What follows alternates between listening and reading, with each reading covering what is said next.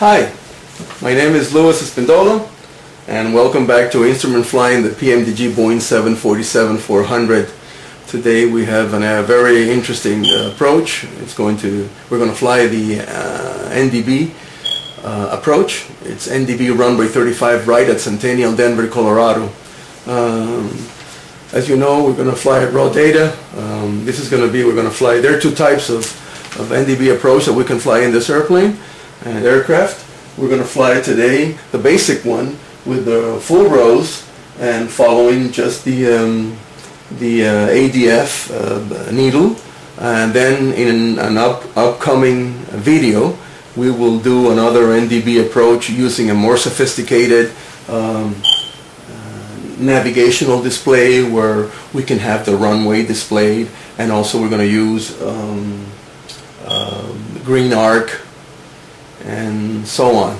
But today let's go to the basic one, and I think every simulator pilot should know how to perform these approaches. So let's start. Okay, first of all, to do this approach there are three computations that we need to know.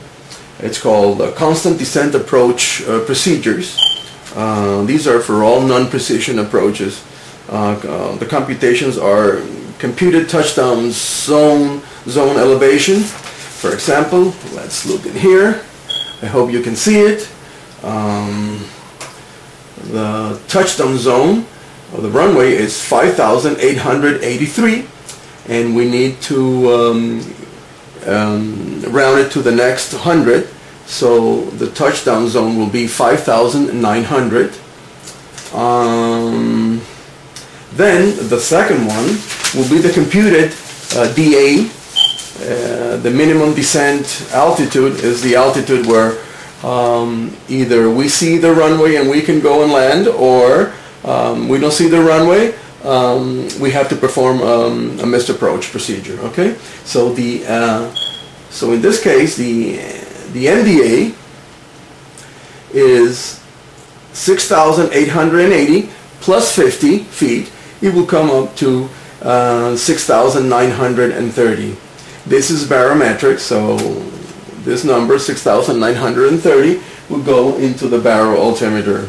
Okay, then we have the DH, which is decision height of 997 feet plus 50 will be 1,047 that goes in the radio altimeter.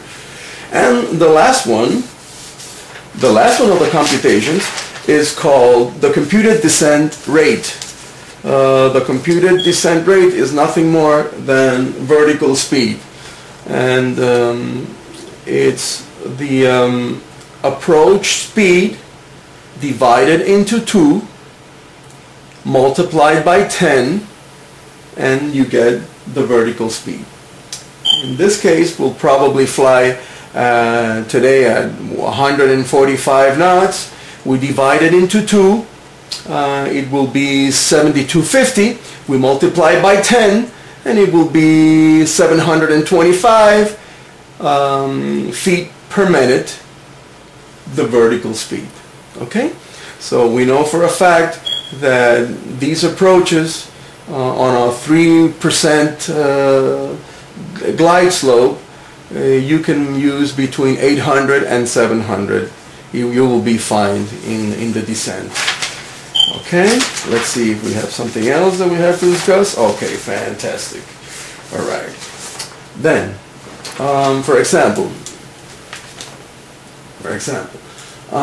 we're right now, we are flying, we just flew over the Falcon VOR, and we did that. We're on a 205 outbound outbound course from outbound from Falcon, because Falcon is part of the en route, and then from here we're going to fly on the 205 to the NDB, and the NDB, after we cross the NDB, we know that the NDB, we're going to take advantage of DME. It's the only time we're going to be able to take advantage of DME in this approach, because we know for a fact here that between Falcon and Falcon VOR and the NDB, it will be it's 17.7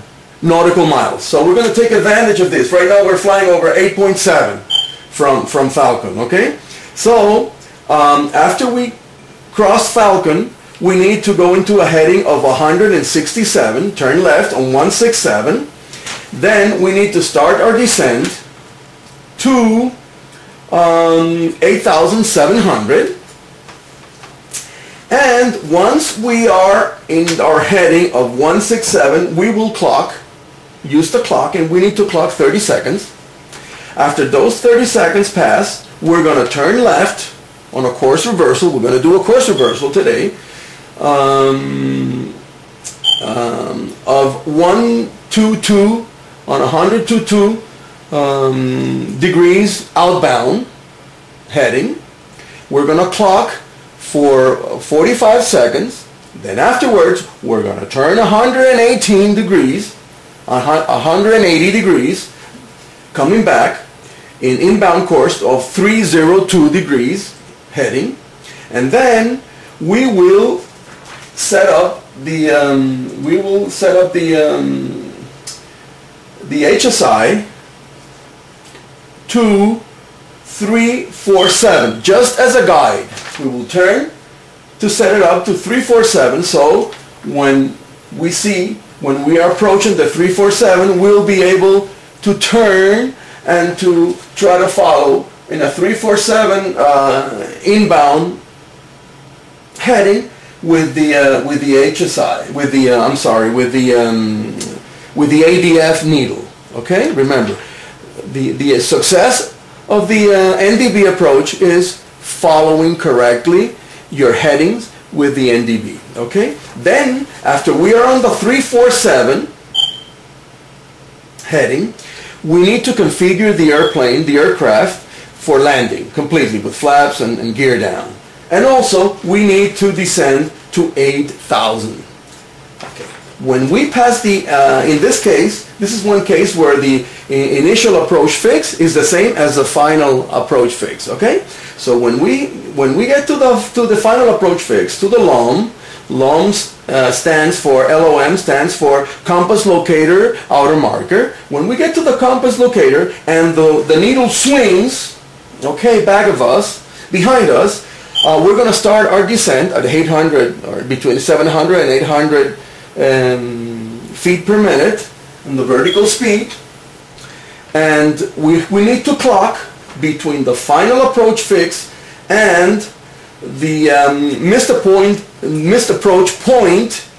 Okay, we need to clock 2 minutes and 31 seconds. If at the end of 2 minutes and 31 seconds we don't see the runway, we need to perform a missed approach, okay, procedure. All right.